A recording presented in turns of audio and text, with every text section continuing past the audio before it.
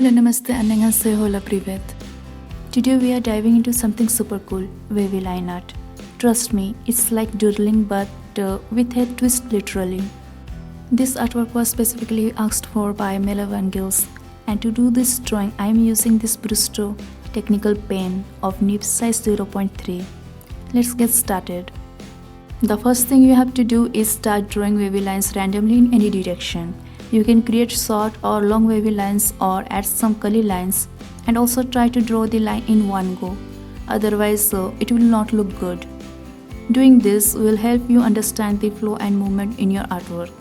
If you are not comfortable with a pen, then you can use a pencil to draw this. Well, Mele asked me, what is this? So this is a wavy line art. It's like drawing with lines that enjoy a good twist and turn. Wavy lines are not your regular straight lines. It's a bridge to do, and the results are always full of charm. For wavy line art, you can make big, small curly lines. There are no rules. It's like scribbling, but with a purpose. Practice is the key to mastering these wavy wonders. Practice drawing gentle curves and loops to get your hand comfortable with the fluid motion required for wavy line art.